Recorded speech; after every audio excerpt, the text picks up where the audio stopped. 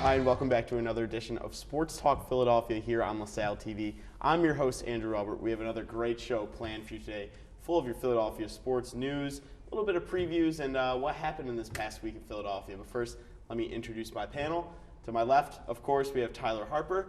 This week we have Anthony Fleet on the show, and first time, Tom McIntyre. Welcome to Sports Talk. Thanks for having me. Absolutely. We'll dive right in with a team that's been successful as of late, the Philadelphia 76ers.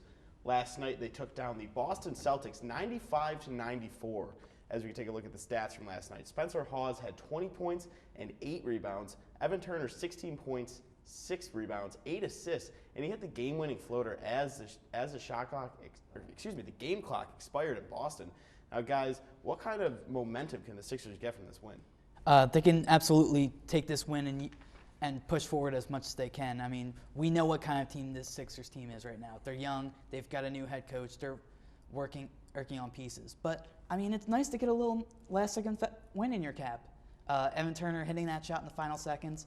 An interesting coaching battle between two teams that are rebuilding. Of course, two first-year coaches in Brad Stevens and Brett Brown. But nevertheless, this game is exciting. Spencer Hall is putting up 20 points, and it'll be very interesting to see how the Sixers take this and go on for the next half of the season. Yeah, I agree with Tyler. Winning is always nice, and it feels good when we see one of our hometown teams win. And, you know, they're young, they're rebuilding, but I like their energy, their work ethic, how hard they play. And I think as long as they bring that to the table every night, we should see at least a somewhat entertaining game. Yeah, I agree with Anthony. I mean, I think the Sixers are just a team that's, I mean, they're going to be a top team in the draft probably.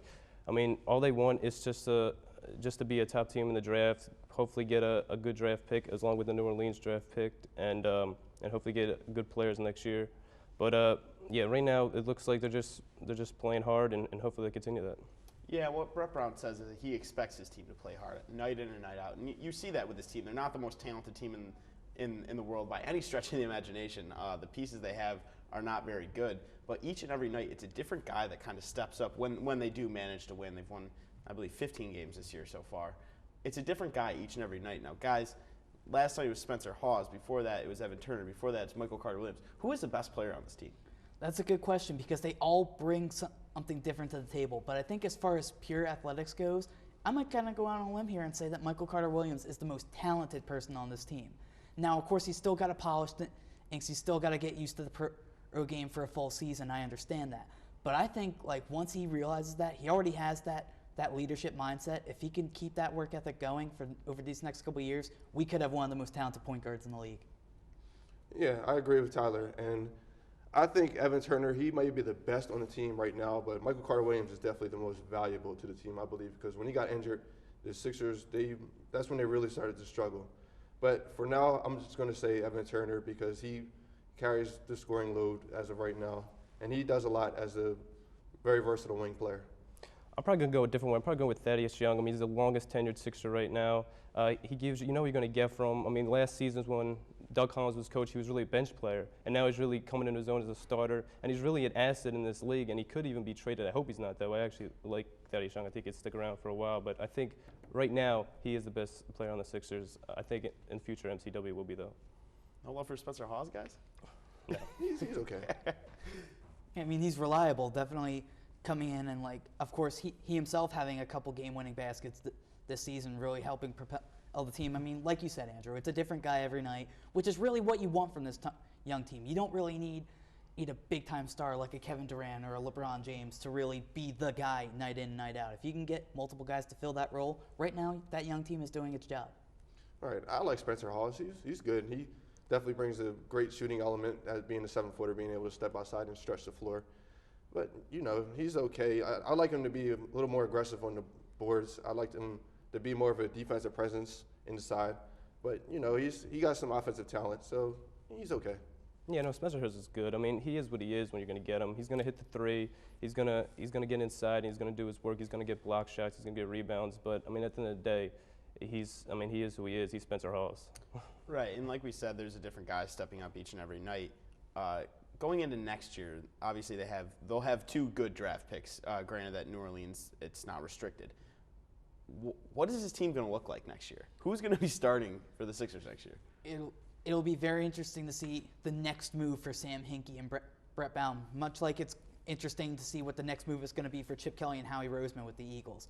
I mean, they're sort of generating this buzz. Of course, the Sixers not as much buzz as the Eagles, but nevertheless, it'll be very interesting to see what their next move is. We both know both these teams are thinking for the long haul. They're not thinking win right here, right now. They're thinking a couple years down the road, become a powerhouse team like a Thunder, like a Heat, and so on and so forth. So it'll be very interesting to see how this team builds around MCW, maybe Evan Turner if he sticks around, and it'll be interesting to see. Yeah, speaking of Evan Turner, we'll take a look at his stats for the year. 18.5 points per game, 6.1 rebounds, 3.8 assists. Rumors have it that he's going to be traded before the All-Star break. I know Chris Vito came out with a column that said he's going to be gone. The Sixers actually mistimed their merchandise sale and put all Evan Turner gear 25% off last week, which I don't know why they would do that if they don't want rumors flying around. But Anthony, does he deserve to be traded, or should he stay here in Philadelphia? I think he should stay. I don't really see what the point of trading him is. He's still a young guy. He's still a nice. He could be a role player if the Sixers are fortunate enough to land a star. But I don't really what are you going to get in return from him if you trade him? I see no true value in return for trading Evan Turner, because they already have a bad record. They can't get much worse with Evan Turner. So I don't really think there's any point in trading him. I don't think he deserves to be traded, but I think after last night he's winning a buzzer beater. I think Sam Hinkie kind of cringed, oh no, don't win any more games. That's what he's probably thinking. So that's why you're going to trade him. And I mean, his efficiency rating is a little bit over 14. He's averaging 3 turnovers a game. He really, I like this year how he's getting to the free throw line more. But I mean, if he continues to do that, he will be more of an asset throughout the league. I don't think Evan Turner will be traded if Evan Turner allows it. And what I mean by that is sometimes it feels like Evan Turner can kind of be his own worst enemy. I mean, the other night you were at the Sixers-Suns game and you tweeted about how when they were down 20 and he hit a shot, he gave a little fist bump for himself saying, yeah, I did that. And after the game, he was against the Celtics, he was quoted as saying, I wasn't even going to bother calling timeout. I was just going to go up with a shot basically wherever I was. I mean, it's good that he said that and they won, but if that's your excuse when you lost, obviously the media is going to come down on you. What are you thinking? So, I mean, I like Evan when he's on, but the question is he all there mentally 100%? And if he isn't, then maybe it is time to cut ties and let him go and try to get a pick or something. Yeah, and I think it really depends on what the market's like for Evan Turner. If they can get maybe a decent first-round pick, they would easily give him away because they're building towards the future. And I don't know, like you said, his attitude reflects on the kind of team that Sam Hinkie and Brett Brown want to build. But we will move on from the Sixers as there might be moving on from Evan Turner. Who knows? We'll move on to the Philadelphia Flyers, who have had their struggles of late. Take a look at the graphic. They had lost 4 in a row and 7 of the last 9 before this past week. Now, guys, what exactly was wrong with the Flyers? I think it's just a simple case of hot and cold. They get on this nice hot streak, but then they just get lax and they just get tired. They get very fatigued. Thankfully, the Olympic break is coming up to maybe help cure that and give them fresh legs in the second half of the season. But right now, they just can't sustain momentum. Even Steve Mason, after he signed that 3-year extension now, he's been having his struggles of late. So it'll be very interesting to see what happens with this team once that Olympic break gets out of the way and see how they come out recharged in the second half with Craig Berube's system. Yeah, to kind of back off of what Tyler was saying, it's an 82-game season. So, of course, there's going to be hot streaks and cold streaks. But this most recent cold streak, I would give it most credence to lack of discipline. They've been committing a lot of penalties. They haven't been playing great defense, and they've been really struggling, as they have all year, to close out games. And it's just really annoying to see when they go into the third period up a goal or two and they just squander it. And I think once they rally together as a team, they get their minds together, they get disciplined, they stop committing a lot of penalties, I think the future bodes well for the Flyers. Yeah, like Tyler and Anthony were saying, I mean, 3-5-2 in the last 10 games. The defense is just, they're not playing as well as they need to in front of Steve Mason. And Steve Mason as well hasn't been playing as well as he did in the beginning of this season. So I think they really just have to improve in those areas. And I mean, it's going to be close in the Metropolitan Division the rest of the way. Now, guys, is this a coaching lapse? You mentioned the fatigue and the kind of undiscipline. Is that coaching, or is that just personnel, their bodies wearing down? Like you said, it is a long season. I think it is more the players and the fact that it is a long season. I mean, Craig Berube, he's been generating these hot and cold streaks. I mean, I'm still not on board with the decision to fire Peter Laviolette after 3 games, but Craig Berube has stepped up. He has really shown that he has what it takes to be a head coach in the NHL. So I'd say it's more of the players rather than Craig Berube and his system. I agree. I don't think it's coaching. I just think it's the human element of it being a long season. Yeah, I agree too. Craig Brewery's done a good job. I think the players have bought into his system, even though I agree with Tyler. I don't think they should have fired Laviolette after 3 games, but I mean, it is what it is. I think they're going to do well for the rest of the year. And the Flyers had, like I said, lost 4 in a row before this past weekend when they held the annual Flyers Wives Carnival. Tyler Harper headed down to the Wells Fargo Center and take a look at what he came up with from the Wells Fargo Center. Today at the Wells Fargo Center, the Flyers are trying to score a different kind of goal. Players, wives, coaches, and announcers alike are all here in an effort to raise money for the 2014 Flyers Wives Fight for Lives Carnival. Have you been on the floor at all? Have you seen all the sights and sounds already, or are you still just getting here? Oh no, we got here with the early admission, so we were down on the floor, we walked all around. He got his picture taken with Jake Voracek. What's that mean to you guys that the Flyers put this much effort into raising money for all these charities? I think it's really sweet that they did that, and it was like kind of like their wives' ideas, which I think is even nicer because nobody really pays attention to the wives. So it's like they did all of this for them. You've been a veteran here for years now. You've been a veteran of this carnival for years. What's it mean to you for this cause, for this team to raise so much money for all these charities every year? Well, overall charity work, I think it's important. I do that back home too. All right, Sean, you've been here for a couple years now. How cool has it been to see this carnival grow year after year, even though it's been already around for decades? Yeah, it's my 3rd year, and it seems like every year there's more and more people. We were just starting the day, and there was already lineups everywhere. So always interesting to see like how the players interact. Of course, young and old. Of course, you see Bernie still out there taking shots. How cool is that to see the players interacting with the fans? Yeah, but they're scoring on them a lot now. I'm just kidding. No, yeah, it's what it's all about, And again, I know that so many young people, the young kids, they want to meet the present Flyers, and that's why it's so so busy here today. Thank you very much, Tyler, for that report. Always a good cause when the Flyers' wives throw their carnival down at the Wells Fargo Center. And it kind of brought about good karma for the Flyers as well. As we could take a look at their game early this week against the Detroit Red Wings. They won 5-0. How about that, guys? You do a little charity and it pays off. Scott Hartnell, 2 goals and an assist. Claude Giroux, a goal, 2 assists. Mason with a shutout. Only his 2nd of the season, 33 saves. Guys, how did they look so good against a good Detroit Red Wings team? Well, when I got there at the Flyers as Carnival, I found out very quickly that they were actually coming from Voorhees because they actually had practice before the Carnival. Obviously, the day before they had a tough loss against the Boston Bruins, so yeah, Coach Craig Berube not exactly too happy with this team, but nevertheless, it lit a fire under him. 5-0 against the Detroit Red Wings. I'll take that at any night as a fan. So again, hopefully they take this and move forward and realize, okay, that loss against Boston, that's the worst we're going to look. This could be the best we're going to look, so let's keep this winning streak going. Exactly. Scoring 5 goals, that's good. When you play an NHL game, you're able to score 5 goals. You should win a lot more times than not. And Steve Mason not allowing anything, it was an impressive performance, and I was pleased to see them beat a good Detroit Red Wings team. Yeah, I think it was great by the Giroux line. They had like 7 points total, I believe. And Scott Hartnell in general has really been playing well. His last 9 games, I think he has 10 points. So I think he continues that, and hopefully going in this road trip now, they're going to continue the success off the Red Wings win. Yeah, and Hartnell with 2 goals and assists. Giroux, 1 goal, 2 assists. How key are those 2 guys moving forward for the Flyers as they make a push towards the playoffs? Oh, they're the 2 cornerstones of that offense. There's no question. There's a reason Claude Giroux's captain, and there's a reason Scott Hartnell's an alternate captain. It's because not only have those 2 been around long enough, but they have the track record. Of course, a couple years ago, Hartnell having his huge breakout season, and Claude Giroux being the consistent role model that he is. When those 2 are together or separate, either way, they find ways to make plays work. Of course, Giroux's more of a playmaker, whereas Hartnell's going to be down there and grind in front of the net. But nevertheless, those 2 can combine and really make an impressive force on this team. Right, those 2 guys are huge for this team, especially when Giroux's skating around, when he looks nice and fast out there, when he's making plays, because he's such a crafty player with the puck. And then you have Hartnell on the other hand, who's more getting in guys' faces. He's causing disruptions down low. He's really in the face of everybody. He's just a brown-nosed player, and he just always has.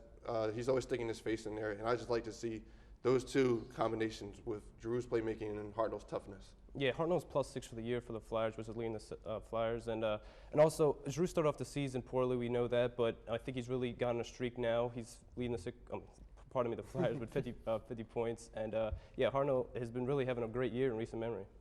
yeah, we'll see if the Flyers can keep up their streak heading towards the playoffs in the coming months. But we will move on to another Philadelphia team, the Eagles. Obviously, they're not playing this week, unfortunately, in the Super Bowl, which is this week. But they did have some guys play in the Pro Bowl. Let's take a look at who played in the Pro Bowl for the Eagles. Obviously, Nick Foles, LaShawn McCoy, Evan Mathis, and Deshaun Jackson. Nick Foles went 7 for 10, 89 yards, and a touchdown. He was offensive MVP. And Deshaun Jackson caught a touchdown pass, 3 catches, 40 yards, even though him and Foles were on opposing teams, which I think is just awful for the Pro Bowl. I think picking teams is just terrible. But, guys, what was your thoughts on the Eagles in the Pro Bowl? That Nick Foles is really trying to show everyone that he is a quarterback to be dealt with in this league. I found it interesting. I unfortunately couldn't see the game, but I saw the social media buzz throughout the game, and that at one point Deion Sanders called out Nick Foles and said, "Ed, get your game together, or I'm going to bring Andrew Luck back in." Andrew Luck previously being quarterback for Team Sanders, and then Nick Foles proceeded to light it up. So I appreciate that Nick Foles took that as a challenge and was able to move forward and make a name for himself on a national stage. It was nice to see. It was nice to see Deshaun Jackson, because that was a tough catch that he made for that touchdown. Yeah. And Nick Foles, he was just playing how he played throughout the season. He's just throwing his high floaters deep downfield that just somehow land in his receiver's hands. And I just can't help but to chuckle to myself whenever I see that, because it seems like the ball's in the air forever, and they just land right into the receiver's hands.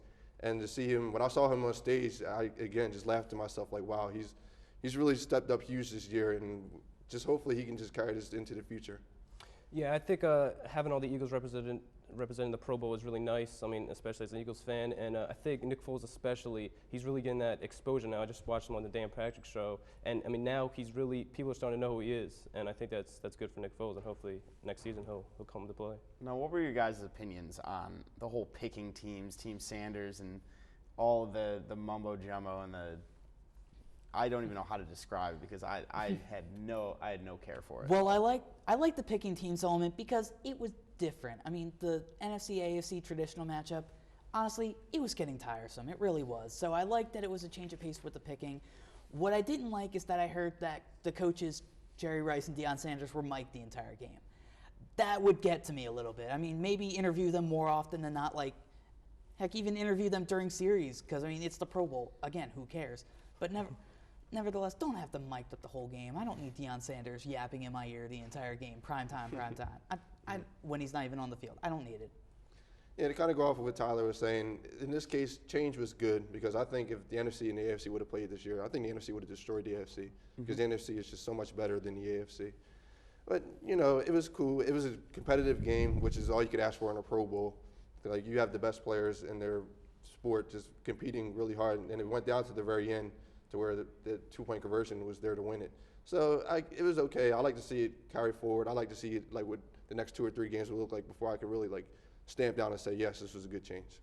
Yeah, I mean, the Pro Bowl's the Pro Bowl. I wish it was more like the other leagues, like the NBA weekend coming up. It's like, I wish they had actual, like, events, like passing, like maybe like running, doing other stuff like they do kids coming out of college going to the NFL for the draft. Like, I want to see more of that. The game is a game. I don't really care. It's like, I want to see more stuff. Yeah, and just real quick, guys, is the Pro Bowl worth it anymore?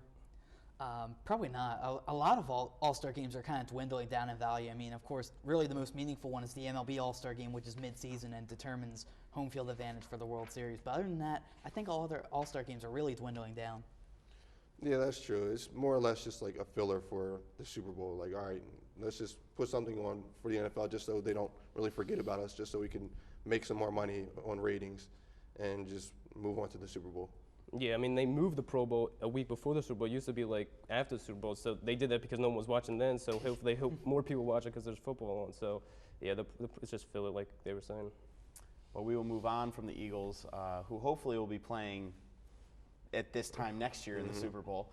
But we'll move on to a little LaSalle basketball talk. Our condolences obviously go out to Caroline Gola and the entire Explorer Nation as Tom Gola passed away this past Sunday, January 26th. He was an outstanding player, as you see here. Here are the national championships. He won the NIT NCAA. He was a runner-up in 55 and then an NBA championship in 56. So that 5 years, unparalleled for anyone else. He's one of 2 men in history to win an NIT, NCAA, and NBA championship. Guys, what did Tom Gola mean not only just to this LaSalle community, but to the Philadelphia community? He really was just the standard as far as far as role models go. I mean, doing everything, getting involved in the House of Representatives after he played, going back to coach here at LaSalle, and just in basketball in general, being one of the most impressive players. I mean, most collegiate rebounds all time, which is a number that's not even going to be touched probably for, if not ever, years to come. Really just showing that how much of a true role model he can really be. I mean, that's really the strong word that comes to mind when you think of Tom Gola. So it'll be very interesting to see, it's been interesting to see the outpouring of emotion from the LaSalle community. So obviously our condolences go out to the Gola family. Right. Tom Gola was an extremely positive ambassador for not only the LaSalle community, as Andrew said, but the Philadelphia community. And not only was he a great basketball player, for his career in college, he had 2,400 plus points, 2,200 rebounds. Like, those are just fantastic numbers. But he was also a very great guy in general. Like, his nickname was Saint. Like, and everybody who spoke of him after hearing of his death, they just went on saying like how good of a guy he was. He was such a well-rounded individual, being involved in politics, and he was just such a great guy just to be around, because you could hear when guys talk about him how much they really loved and cared for him, and how sad they are that he had to pass. But he's been on earth for 80 plus years, so he lived a good life, and hopefully he can just hand the torch over to future LaSalle ambassadors. Yeah, Tom Gola isn't just a loss for Philadelphia, he's a loss for basketball in general. I mean, part of the Hall of Fame. I mean, he played for the LaSalle when they were the college and won the national championship, and then came back to coach. And so, I mean, he'll deeply be missed. Yeah, and we'll take a look at his statistics when he played in college. Like Anthony said, over 2,400 points, 2,200 rebounds. That averages out to 20 points a game and 19 rebounds a game, which would be a career game for most people. And he averaged that through 4 years. He was the 1954 National Player of the Year. So he was just an outstanding basketball player. I actually had the privilege of going to his funeral this afternoon, and the outpouring of support was just unbelievable. Fran Duffy said he would probably be angry that we were talking about him because he didn't like any credit whatsoever. So guys, how can LaSalle build on what he did and kind of honor him here on campus?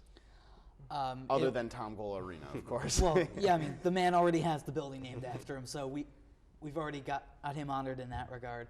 But it'll be very interesting to see this upcoming weekend. LaSalle has a home game against Duquesne, the first home game since Tom Gola's passing. So it'll be very interesting to see. I mean, obviously there will be a moment of silence. LaSalle will be wearing patches with the number 15 on their jerseys for the rest of the year. And I'm sure Dr. John is taking this to heart. I mean, we've seen and heard quotes from him all week. So I think he's going to really try to instill this message into his players, saying, this man who just passed away, that's the role model. Try to live up to that. Right, and then kind of go off of what Tyler said. It's going to be interesting on Saturday to see how they commemorate his death, like if they have anything special planned, as you said, like moment of silence, maybe something at halftime just to remember his greatness. And probably just mark down the date he passed, which was this past Sunday, and just have a little anniversary just to commemorate what he's done for LaSalle and for Philadelphia, and just build year after year, just remembering him, because his legacy speaks for itself. Yeah, Tom Gola, I mean, the arena, obviously we already said is named after him. I think a lot of emotions are going to be on Saturday, so you're going to see, I want to see how LaSalle basketball team takes that and hopefully pulls out a win. Yeah, and they handed out these Tom Gola cards here, and on the back is a quote from him. It says, "Today I'm a content person. I gave it my best in all that I did. In sports, businesses, and public office, I would have never second-guessed myself." So rest in peace, Tom Gola, from everyone here in the LaSalle community. But we will move on to the Fast Five here on Sports Talk Philadelphia. First question goes to Tom. How many Pro Bowlers will the Eagles have next year? Hopefully they draft some good players. I'm gonna say 6. Six Pro Bowlers. I feel like it. I feel like they're gonna have a good year next year. Does that add on to the same 4? Yeah, I'm thinking Nick Foles is gonna have another good year. Deshaun Jackson, LaShawn McCoy, and then hopefully some new players. Next question to Anthony. Will anyone ever come close to breaking Tom Gola's rebound record? Wow, I don't think so, because all the talented players that could, they're one and done, or they at least at most a second year. So I think his record's untouchable. All right, Tyler. How many of the 10 remaining games for the LaSalle Explorers will they win? Will they win? I think they'll get they should pull out at least 4. I mean, I'm really questioning where this team is at right now mentally. With this recent losing streak, a couple games that they really should have won in George Washington, VCU. So it'll be very interesting to see how the Explorers pull out in these next games. All right, Tom. How many starters that are currently starting for the Sixers will start for them next year? I'm going to say 2. Who? MCW and Thad Young. I think he'll be back. All right, and last question. Anthony, what's the best all-star game in pro sports? Wow. I'm a little biased with this because I just love basketball so much, so I'm just going to lean with the NBA All-Star Game. I understand the MLB All-Star Game has more implications because it determines who has home field advantage in the World Series. But as a fan, I just particularly enjoy watching the NBA All-Star Weekend festivities and then the game leading up to it because they're just such athletic, talented players, and it's just enjoyable to see how they play the game of basketball. All righty, and that'll do it for our show for this week. If you have any questions, comments, or concerns, you can go to our website, lasalle.edu/LaSalleTV. We also have an email address, lasalletv@lasalle.edu. We're also on all kinds of social media. Twitter, I'm Andrew J. Alberto1. We have Tyler Harper's Twitter at the beginning of the show. You can go back and find that, as well as Anthony and Tom. But Facebook, Sports Talk Philadelphia, and YouTube, keyword search Sports Talk Philadelphia. For Tyler, Anthony, and Tom, thank you guys very much for coming on. That'll do it for this week. We will see you next show.